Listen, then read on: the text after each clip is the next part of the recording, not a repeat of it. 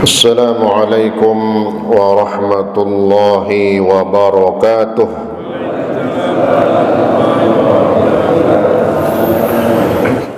Alhamdulillah wa syukurillah, pada pagi hari ini atas izin Allah kembali kita dengan taufik dari Allah Subhanahu wa taala bisa duduk di majlis ilmu taman syurganya Allah Subhanahu wa ta'ala, dengan harapan dan keyakinan kita kepada Allah bahawa duduknya kita di majlis ilmu ini insyaallah mendapatkan pahala yang terbesar di sisi Allah Subhanahu wa ta'ala. Amin ya rabbal alamin.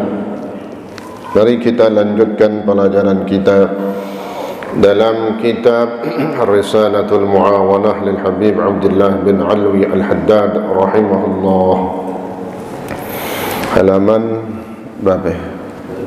22 yang bawah ya. Hadirin sekalian, masih dalam fasal fil muraqabah, berulang-ulang permasalahan keterangan dan penjelasan ini. Dia juga sama dengan penjelasan yang di dalam pengajian hari Jumat subuh, mengingatkan dan menguatkan kepada kita semua bahawa insyaallah makin sering diulangnya kajian-kajian ini, pembahasan ini makin menguatkan di dalam iman dan keyakinan kita kepada Allah Subhanahu wa taala, khususnya dalam masalah muraqabah. Kita pernah mendengar dan diceritakan seorang ulama besar yang bernama Al-Habib Ali bin Muhammad bin Hussein Al-Habsyi. Habib Ali Al-Habsyi, pengarang kitab Maulid Simtud Durar. Beliau diceritakan setiap duduk di majelis ilmu, lalu gurunya menjelaskan penjelasan satu permasalahan yang berulang-ulang kali. Bahkan beliau berkata, sudah 1000 kali aku mendengarnya. Tapi beliau berkata juga, maka setiap aku duduk di hadapannya seakan-akan aku baru pertama kali mendengarnya.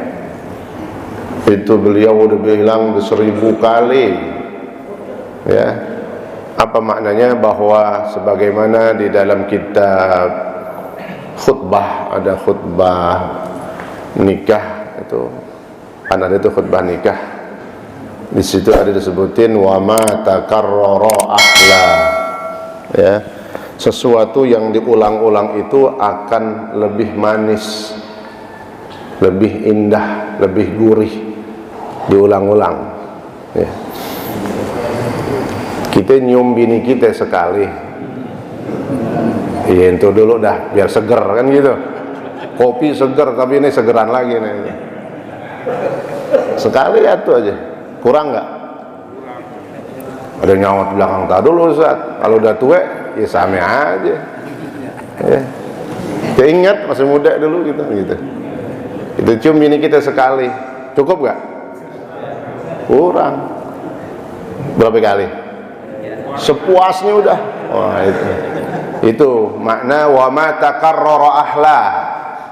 Kebaikan diulang-ulang, ilmu diulang-ulang, ibadah diulang-ulang, itu makin menambah kenikmatan. Ahla itu lebih manis, lebih indah. Ya, sekali nggak cukup, pengen 2 kali. Kenapa Bang? Tadi nggak pas kan gitu. Diulang lagi. Apa-apa ya, kan bini kita halal, ya. Yang nggak boleh bini orang diembat juga, nggak boleh. Wa ma takarrara ahla, ya, yang diulang-ulang itu akan lebih indah. Sama. Udah dipakai nih semalam. Apaan? Motor apa mobil kan gitu. kelar selesai, mandi lagi, basahin lagi, nyengir-nyengir. Kata bininya, ngapa bang? Nyengir lu lain nih kan gitu. Gagak, gue keberasa kurang tadi kan. Ya yaudah, udah masang aja kata bininya dah. Ya itu wa ma takarrara ahla.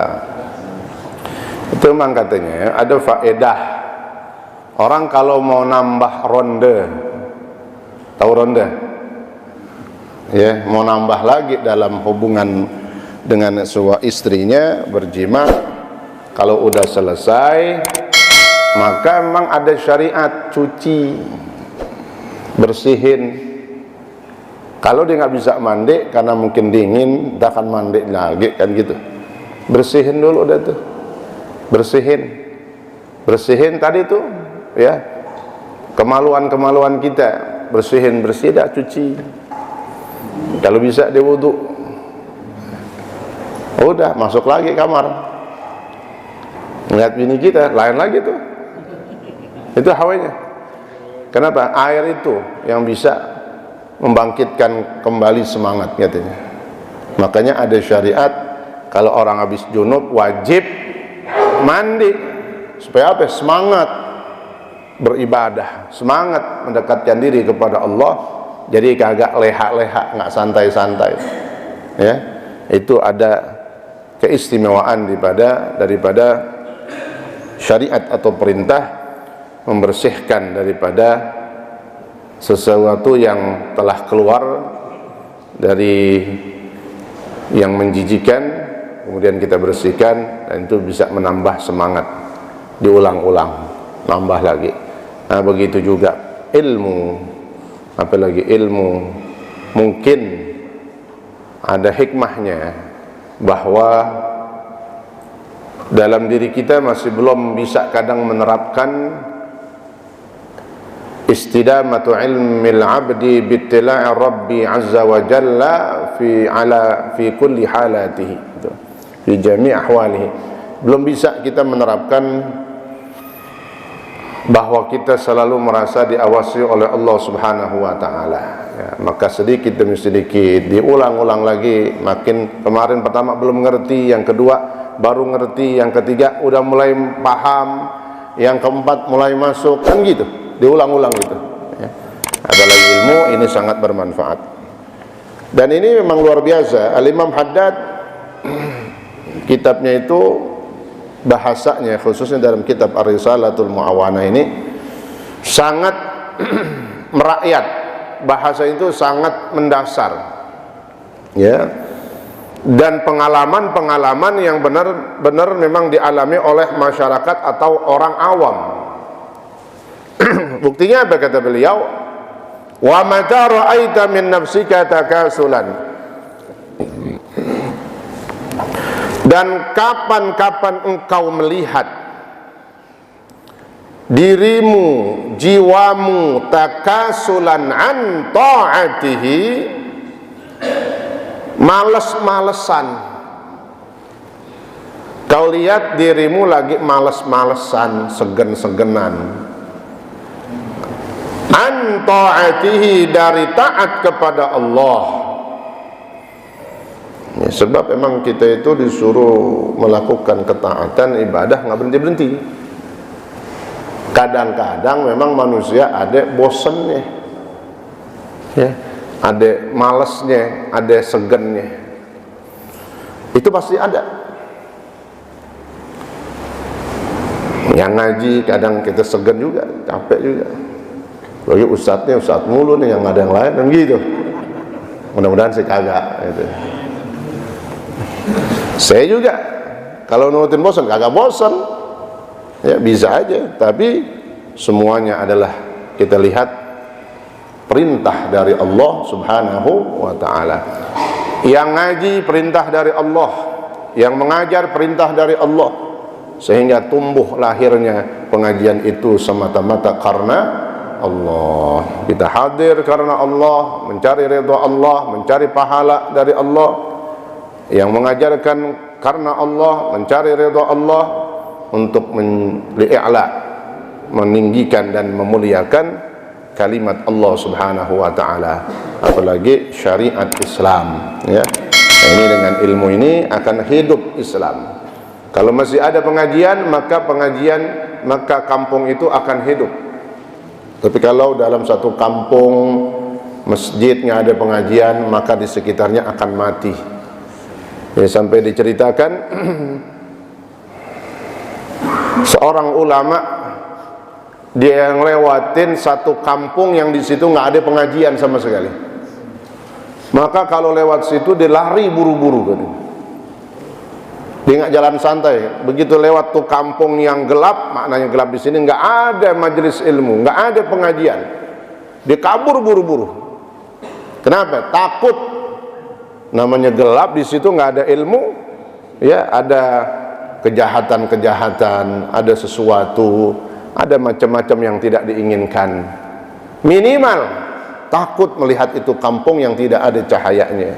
Maka alhamdulillah pengajian di Jakarta, khususnya Jagakarsa, Pasar Minggu, ya, penuh dengan pengajian dengan tujuan menyinari pada kampung kita. Kalau kota Madinatul Munawwarah asalnya namanya Yathrib, ya Ustaz, ya. Yathrib itu apa? Gelap tadinya, ya. Kemudian begitu datangnya Rasulullah sallallahu alaihi wasallam, maka bersinarlah itu kota. Maka namanya bukan Yathrib lagi, Madinah. Kalau bersinar, bercahaya, banyak lampu. Lampu di sini maknanya nur, cahaya. Bahkan yang datang bukan cahaya kecil, nurun ala nur, nurun fauqa nur, cahaya di atas cahaya Rasulullah sallallahu alaihi wasallam. Maka pantas jadilah kota itu dinamakan Madinah. Apa Madinah? Kota yang gemerlap, yang penuh dengan cahaya, khususnya Rasulullah sallallahu alaihi wasallam. Madinah kemudian ditambahkan Al-Munawwarah, kota yang sangat bercahaya. Begitu juga harapan kita jadikan kampung kita ini bercahaya. Pasti Pak, ada orang-orang yang di tengah-tengah kita yang belum tahu satu ilmu, nggak ngerti, kan gitu. Kita kelihatannya doang yang ngaji segini nih, masih ada juga yang dekat masjid yang kagak ngaji, betul gak? Bukan di sini, di kampung saya sono. Betul gak? Rumahnya nempel sama masjid kagak ngaji. Nah itu. Yang pengennya kita nih, kita ada pengajian, dia tersentuh dikit-dikit emang. Sekarang belum, insya Allah, ya. Alhamdulillah, semuanya Allah berikan taufik dan hidayah. Yang belum sempat, insya Allah melalui speaker toa yang kedengaran ini, kedengaran gak nih? Ya. Menjadi ajakan yang bisa menggerakkan hatinya sesuai dengan hidayah dan petunjuk dari Allah Subhanahu wa taala. Amin ya rabbal alamin. Au mailan ila ma'siyatihi, atau kapan-kapan kau lihat jiwamu, dirimu malas tadi, malas dari taat kepada Allah, atau condong. Kau lihat dirimu lagi condong apa lagi, bawaannya kepengen mulu ila maksiyatihi, dalam bermaksiat kepada Allah, malas berbuat kebaikan, lagi pengen maksiat. Gimana tuh kata Imam Haddad? Lagi malas berbuat kebaikan kagak, maksiat lagi diojog-ojogin mulu, lagi dikompor-komporin mulu, ya. Makanya penting bergaul itu jangan asal bergaul. Bergaul itu harus lihat siapa yang kita bergaul dengannya. Kata Nabi dalam ungkapan satu hadis, mathalul jalisis salih, perumpamaan orang yang bergaul dengan orang saleh, orang baik, orang yang ngerjain ibadah. Orang soleh tuh yang ibadah, berakhlak, orang yang sering ngaji. Perumpamaan bergaul dengan mereka, kata Nabi, seperti bergaul, berteman dengan tukang minyak wangi. Kaba'il misik, seperti bergaul dengan penjual minyak misik, minyak wangi. Mana mau kecondet, ada temen, ada kiosnya di sono, ngapain? Ya nemenin aja, ngapa-ngapain di rumah. Iya, pulang dari condet, dari kios temennya, kira-kira ini orang bajunya wangi gak? Apaan aja ada di situ. Ya, ada orang datang beli minyak wangi, cobain. Ada temennya, lu mau cobain gak? Mau? Atau datang lagi, minyak wangi ini banyak banget. Tes, lu mau lagi gak? Boleh, masih lebar badannya kan gitu.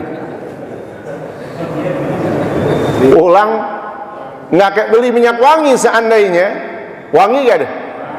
Begitulah orang bergaul dengan orang soleh, kena wanginya kita, kena harumnya, kena indahnya. Sehingga dalam syair dikatakan anil mar'i la tas'al wasal an qarinihi fa innal qarina bil muqarini yaqtadi.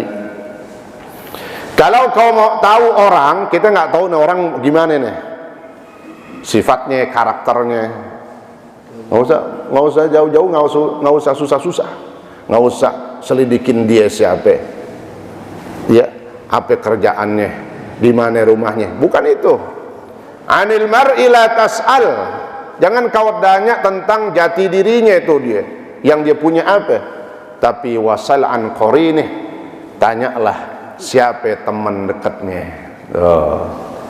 Kalau teman dekatnya tukang mancing, jelas nggak pakai tanya lagi, udah. Lo mancing juga nggak usah pakai tanya, udah. Ya, ya temannya tukang mancing, ya. Temannya tukang gaple, tukang main remi, nggak usah tanya lagi, udah. Ya, kenapa? Nahnu nahkumu bil dhawahir. Itu kata Nabi, aku diperintahkan menghukumi seseorang secara zahir. Karena memang begitu. Ya. Kita disuruh makanya bergaulnya dengan orang-orang soleh. Kenapa? Wangi kita, harum, baunya, cakepnya, baiknya, ya. Tadinya kita mungkin juga jadi baunya nggak enak, taruhan orang baunya tengik banget. Bajunya 3 bulan nggak diganti. Datang ke rumah temennya itu tadi, ke kios temennya, baunya udah tengik banget, diolesin minyak wangi, atau dia beli minyak wangi, pulang dari situ apa? Wangi. Maknanya apa? Orang yang mungkin banyak dosanya, banyak penyakit hatinya, dia sering duduk dengan orang-orang soleh, dengan guru-gurunya, dengan orang-orang yang baik. Dia lihat kalau orang baik kan lihat, ya Allah si fulan bisa sholat ba'diyah. Tadi belum mau ba'diyah nih, diperhatiin 3 kali, 2 kali, 3 kali, 4 kali. Besoknya dia mau ngerjain ba'diyah. Mau apa? Ibadah. Itu manfaatnya bergaul bersama orang yang ahli ibadah, orang soleh. Jadi ketularan ibadahnya. Ya kan sebaliknya gitu juga. Bergaul sama tukang mancing, tadinya nggak pernah mancing. Orang tiap hari telatenin, ngomong apa? Kayaknya enak banget lo mancingnya. Ya, ngapa? Oh, gratis. Oh, gratis. Oh iya dah. Ketagihan. Tempo yang ngajakin belum datang, dia udah standby duluan. Ya Allah, ya. Nih, jadi suruh bergaulnya sama orang soleh. Itu perintah. Supaya apa tadi? Supaya dampak kemaksiatan itu kagak ada dalam diri kita. Soalnya tadi tuh, kenapa orang itu condong kepada maksiat? Karena temannya yang dia gaul, yang dia berteman dengannya, berkawan dengannya itu orang-orang yang tukang maksiat. Tapi alhamdulillah, coba kalau kita bergaulnya begini terus nih, kesono kemari, bahkan pengajian full, alhamdulillah, ini dalam rangka menjaga ibadah kita, gitu. Alhamdulillah, ya, kita dikuatkan, disatukan di masjid ini dari berbagai macam tempat. Yang nggak kenal di sini akhirnya bersatu, bersilaturahmi, banyak kenalan, banyak teman. Sebab apa lagi kata Nabi? Istakthiru minal ikhwan Kata Nabi apa? Perbanyaklah oleh kalian dari saudara-saudara, teman-teman kebaikan. Doh, disuruh banyak. Ini dalam rangka mengamalkan hadis Nabi, istaghfiru minal ikhwan, memperbanyak saudara. Saudara mana? Bukan kandung, bukan saudara yang ada hubungan darah, saudara di dalam kebaikan. Kenapa kata Nabi? Fa innahum syufa'a, karena orang-orang yang kalian kenal baik, saudara-saudara yang kalian kenal di majelis ilmu, di majelis zikir, majelis maulid, masjid, musholla, dia akan menjadi orang-orang yang bisa memberikan syafaat buat kita. Oh. Dampaknya banyak banget ini, dahsyatnya nih. Nanti memberikan syafaat.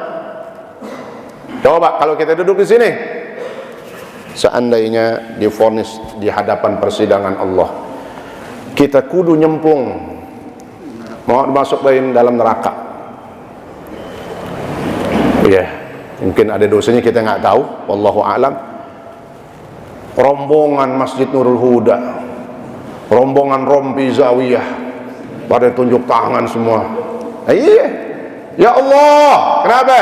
Si fulan mungkin banyak dosanya, saya nggak tahu, kita nggak tahu, tapi dia sering hadir di pengajian Selasa subuh Masjid Nurul Huda, dia sering hadir pengajian Kamis subuh Masjid Nurul Huda.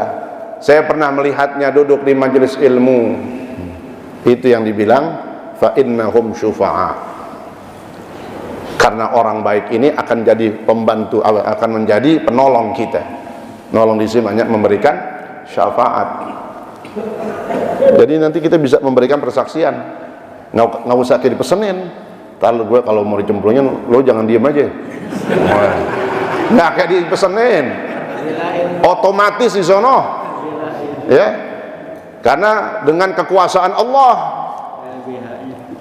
ya, innallaha la yudhi'u imanakum, karena Allah tidak pernah menyia-nyiakan keimanan seseorang, ibadah seseorang. Jangan takut Pak, jangan takut, harus yakin kita sama Allah. Allah maha teliti, Allah maha memperhitungkan semuanya. Gimana nih, gue ngaji di pojokan nggak kelihatan, orang pada nggak tahu. Jangan berkecil hati, yang penting kita hadir majelis ilmu. Ntar satu saat, seandainya nanti pada hari kiamat, seandainya naudzubillah divonis kita masuk dalam neraka, maka teman-teman baik kita nih, ya, nggak disebut saudara, kadang saudara malah jadi musuh. Teman-teman yang kita ketemu di majelis ilmu ini yang bakal memberi syafaat, pertolongan. Nah, itu dia, ya. Maka bergaullah, kata Nabi, dengan orang baik, orang soleh, orang ahli ibadah, ya. Maka engkau akan kena ketularan wanginya, harumnya. Tapi kalau wa mathalul jalisis su, perumpamaan orang yang bergaul dengan orang yang jelek, buruk perangainya, akhlaknya maksiat, zalim, munafik, bergaul sama mereka, berteman sama dia, kata Nabi, kayak apa itu perumpamaannya? Seperti orang yang berteman sama tukang las. Kamitsli jalisin nafikh al-kir, katanya, seperti bergaul berteman sama orang yang niup api di besi, alias tukang las. Mana mau ke bengkel temen, ngapain? Kagak, gue mau duduk aja. Nah, ngapa-ngapain orang, mandorin aja, duduk aja. Pulang dari bengkel las, apa baunya? Kata bininya, lu dari mana bang? Kata, bau lu begini banget. Kata, oh, bini kita gedeg, ingat demen, bau kayak gitu. Apa maknanya? Berteman sama orang tukang maksiat, orang yang suka berbuat zalim, atau orang munafik, maka kena buruknya, jahatnya kita. Iya, seandainya kita nggak ngerjain saat itu, kita udah ada dalam lingkup lingkaran mereka. Besok-besok kayak tadi tuh, kelamaan berteman sama orang tukang maksiat, lama-lama dia ikut. Bahkan jadi terbiasa. Tadinya dia menolak dalam hatinya, tapi masih duduk di situ juga. Makanya nggak boleh. Udah tahu itu dilarang, jangan duduk. Nggak ngapa-ngapain, jangan. Kenapa? Takutnya nanti tadi tuh setan masuk, ya, lalu membisikkan dalam hatinya, nyobain ketagihan, getolan dia bisa. jeleknya tuh, busuknya, bau yang tidak enak orang yang bergaul dengan tukang las, begitulah orang yang berteman sama tukang maksiat. Tadi tinggal kita lihat orang. Gimana kalau mau tahu seseorang tuh, tinggal tanya, tinggal lihat sama siapa dia berteman. Oh, dia bertemannya sama orang tukang ngaji, si fulan ngaji kemana-mana. Wah, orang baik. Tanya dah, dia udah kawin belum? Kenapa? Kalau dia belum kawin mau jadiin mantu. Udah, bininya udah atuk. Tanya dia masih mau nambah gak, kan gitu. Orang soleh, mumpung ada orang soleh, ya gitu. Jangan kawin sama tukang gapli, ya. Kang main remi, kang judi, kang mabok, jangan, ya. Gimana caranya katanya?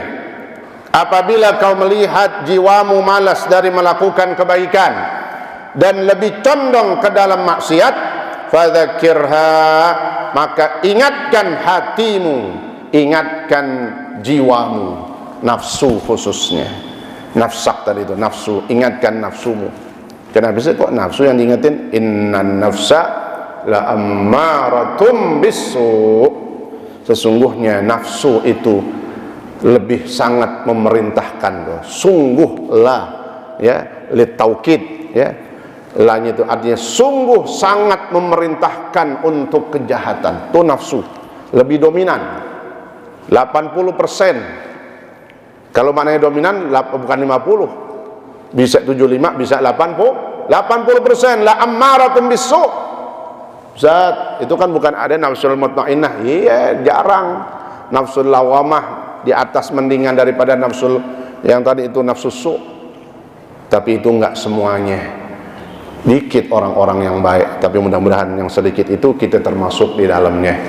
Orang-orang yang punya jiwa yang tenang, yang dipanggil oleh Allah, ya ayyatuhan nafsul mutmainnah. Tapi lebih condong nafsu itu sesuai dengan firman Allah. Nah, Allah yang ngomong, bukannya Nabi lagi. La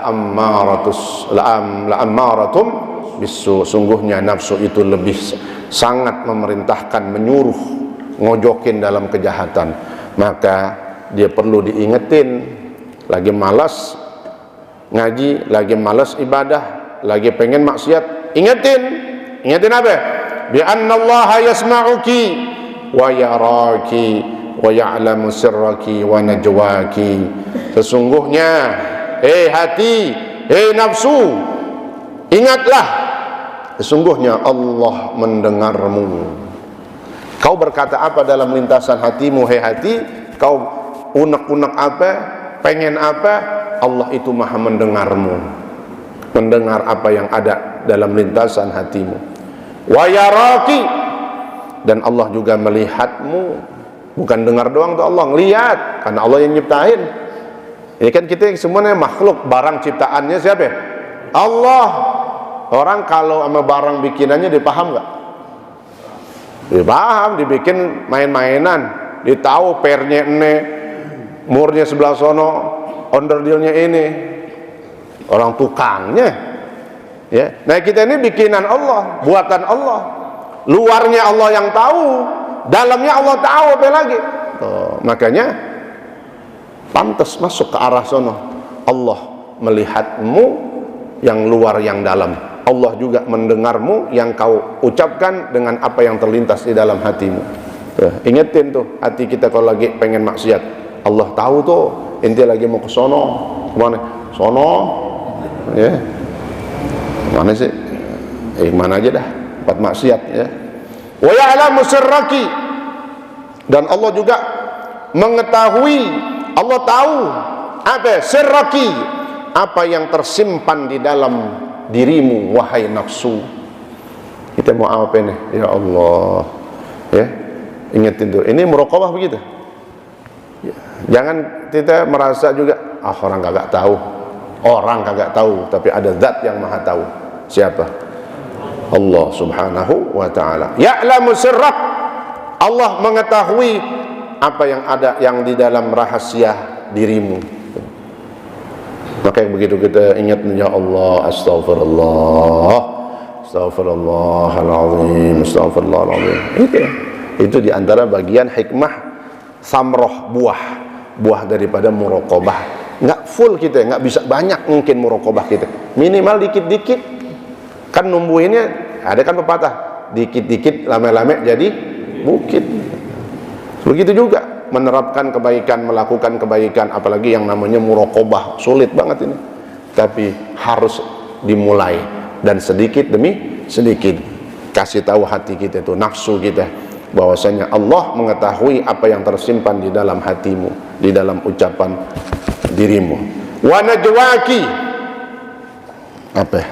Dan juga Allah Maha mengetahui najwak, apa? Bisikan-bisikanmu.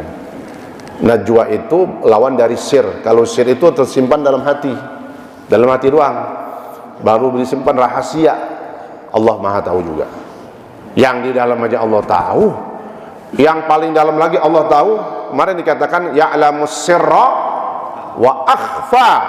Ingatin tuh sifat Allah yang Maha mengetahui asir, yang di dalam hati, wa akhfa, dan yang masih tersembunyi di dalam hati. Ya Allah, yang di hati terlintas Allah tahu, yang di dalam yang bakal keluar Allah tahu tuh. Subhanallah, itu namanya akhfa, yang paling tersembunyi. Allah, ya. Dari sini rem maksiat kita, nggak jadi lagi, nggak jadi yang tadi mau ghibah, mau adu domba, mau hasud. Ingat, rem semuanya dengan muraqabah jadi rem, ya. Remnya kagak blong, itu makna muraqabah. Jadi ada remnya apa kalau pakem banget itu, ya. Bahkan baru digencet dikit, ya, udah membel.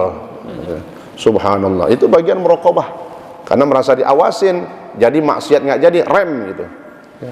Wa najwa, ya, najwa itu adalah tadi apa itu, kata-kata yang keluar, bisa diartikan bisikan, lawan daripada sir, bisikan-bisikan, ya. Sebagaimana kata Allah di dalam firman-Nya, Allah berfirman di dalam Al-Quran, ya, la khaira fi katsirin min najwakum. Kata Allah, tidak ada kebaikan di dalam bisikan-bisikan kalian, omongan-omongan kalian. Ini omongan kita di dunia semua yang keluar dari mulut kita, la khaira, nggak ada kebaikannya, kecuali illa man amara bi sadaqatin au ma'rufin au islahin bainan nas. Kecuali yang keluar dari mulut ini apa? Katanya illa man amara bi sadaqah, ngajak bersedekah, ngajakin au ma'rufin, ngajak kebaikan, tuh amar ma'ruf nahi munkar, ya, memberikan nasihat, tausiah, mau'izah, ataupun bilangin anak-anak kita, nasihatin bini kita, itu namanya kebaikan yang bernilai di sisi Allah Subhanahu wa taala, yang berpahala.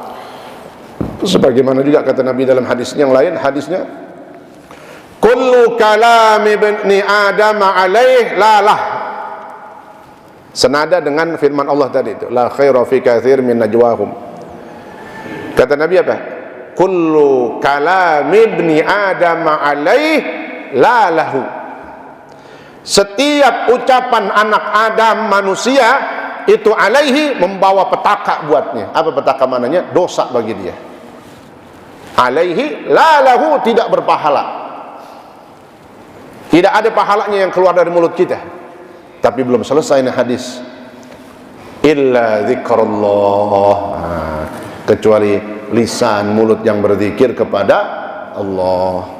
Berzikir itu ada dua, zikrul hakiki sama zikrul lisan. Zikrul hakiki apa? Nih, zikrul hakiki itu beribadah, itu namanya zikrul hakiki, zikir yang sebenarnya. Kalau mau diartiin, itu namanya zikrul hakiki, zikir yang sebenarnya. Gimana tuh? Sholat tuh zikir yang sebenarnya. Orang ketika sholat berarti dia sedang ingat sama Allah. Dia lagi bayar zakat sebagai kewajiban baginya, dia lagi keluarin zakat, berarti dia sedang berzikir dengan sebenar-benarnya kepada Allah. Apa maknanya zikir? Ingat sama Allah, ingat Allah titipin harta, ini udah saatnya, udah nisabnya masuk, haulnya udah, zakat mal dikeluarin, nggak perlu digembor-gemborin, nggak perlu orang tahu. Kan orang gitu kadang, orang kagak tahu gue punya harta ini. Jangan, Dia harus sadar sendiri, ini bagian muraqabah, ya. Tuh, ketika orang melakukan ibadah secara tidak langsung dia sedang benar-benar mengingat Allah. Dia lagi haji, melakukan kewajiban yang diperintahkan oleh Allah, saat itu berarti dia sedang ingat sama Allah. Umrah, ya, dia lagi sedekah sunnah, infak, dia lagi ingat sama Allah. Itu namanya zikrul hakiki. Semua ibadah disebutnya zikrul hakiki. Ada zikir yang kedua, itulah zikrul lisan, zikir yang kita gunakan dengan lisan dan mulut kita. Kalimat-kalimat thayyibah, afdhalul zikri la ilaha illallah, la haula wala quwwata illa billahil aliyyil azim. Apalagi subhanallah bihamdihi subhanallahil azim, astaghfirullahal azim. Banyak kalimat-kalimatnya, ya. Kalimat zikir kemarin yang udah kita baca, apa itu zikir? Allahu ma'i, Allahu syahidi, Allahu nadhiri, Allahu qaribun minni. Yang paling bagus lagi katanya tuh bacanya dalam hati. Kapan katanya? Lagi mau tidur. Tambahin lagi tuh, baca harian boleh, untuk menguatkan hati kita pakai lisan dulu. Kalau mau lebih bagus lagi katanya mau tidur, inda taqallubika fi firashika, katanya ketika kau lagi bolak-balik di kasur. Jangan paham yang lain, bolak-balik di kasur ngapain? Lagi mau tidur maksudnya, gelibag-gelibag, ya.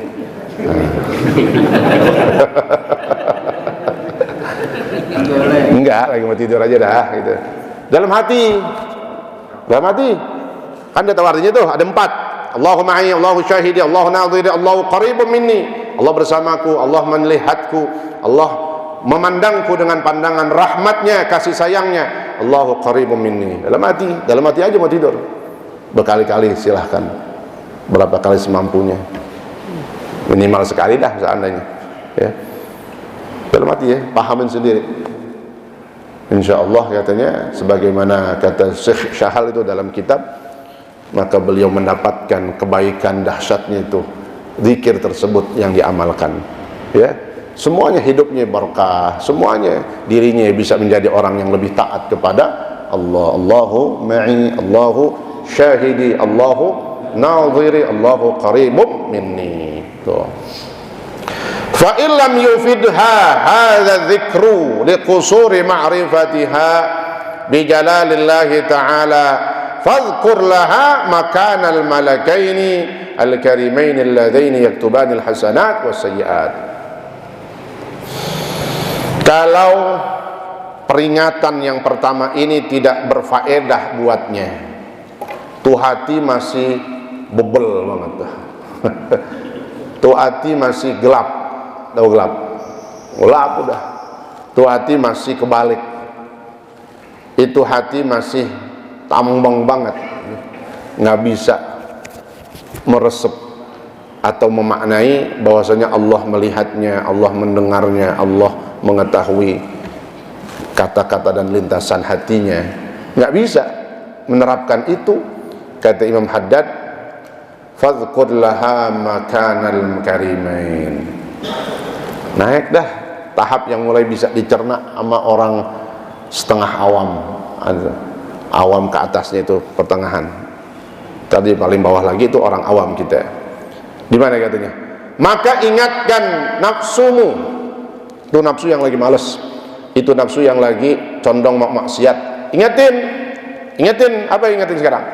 Fadhkur laha, bahwa ada 2 malaikat yang mulia, makanal karimain. Tuh di kanan dan kiri kita ada 2 malaikat yang mulia, alladzaini yaktuban, yang keduanya ditugaskan oleh Allah mencatat, mengawasi dan mencatat.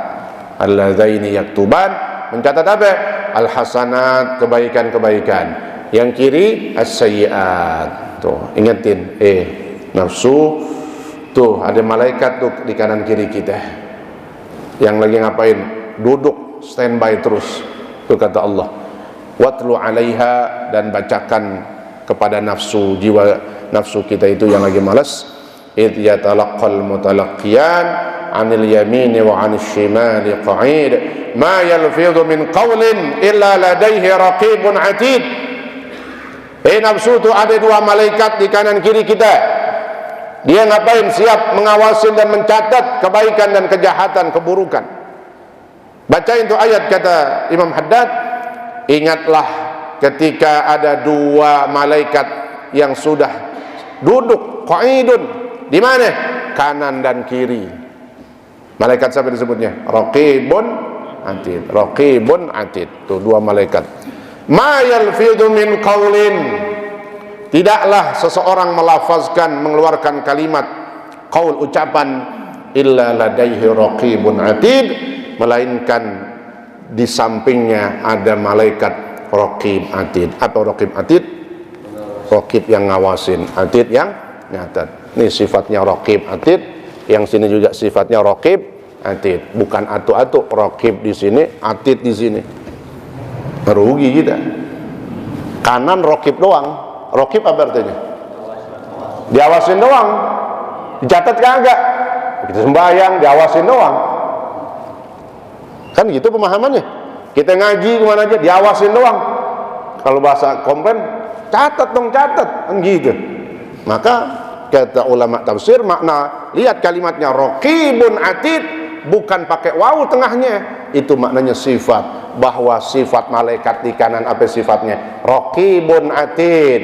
Yang kiri juga sama sifatnya apa? Raqibun atid. Tapi yang kanan mencatat kebaikan, yang kiri mencatat kemaksiatan, kejahatan, keburukan. Raqib yang kanan ngawasin, diawasin, dicatat. Tuh raqibun atid. Yang kiri ngawasin kejahatan, kemaksiatan, kezaliman, kemunafikan, diawasin, dicatat juga. Itu maknanya, ya. Jadi malaikat ini dua-duanya sifatnya apa? Raqibun atid. Bukan satu-satunya raqib di sini, meskipun ada ulama yang mengatakan kayak gitu pemahamannya, tapi pakai tafsir yang paling sahih, itulah maknanya. Lihat katanya kalimatnya, raqibun atidun, nggak pakai wawu tengahnya, nggak pakai raqibun wa atid. Kalau raqibun wa atid, raqib ame atid kan gitu. Tapi ini enggak, melainkan di sisi kalian, di sisi kita ada raqibun atid, malaikat yang di kanan sifatnya raqib atid, yang di kiri juga sifatnya raqibun atid. Fa illam tata'athar bihadza tadhkir fadhkur laha qurbal maut. Nah, insyaallah pertemuannya akan datang, karena di sini akan dijelaskan juga bagaimana membayangkan dekatnya kematian. Dekatnya mati itu bukan entar. Dekatnya mati saking dekatnya bisa sekarang tuh dia. Itu. Ini lagi megang speakernya sekarang. Tak dulu tapi. Iya. Mudah-mudahan panjang umur, sehat walafiat. Iya. Kan itu maknanya kan. Yang lagi pada megang handycam kan gitu. Yang megang kitab, yang lagi rombongan depannya. Ini bisa sekarang, yang lagi pada nyender, ya Pak ya, itu kanan kiri. Itu makna dekatnya kematian. Jadi jangan bayangin matian itu dekat, ya, dikit lagi kali. Nggak pakai dikit lagi, sekarang bisa. Ya, mudah-mudahan Allah panjangkan umur kita, sehat walafiat, husnul khatimah, amin ya rabbal alamin. Al-Fatihah. A'udzu billahi minasyaitonir rajim. Bismillahirrahmanirrahim. Alhamdulillahi rabbil alamin.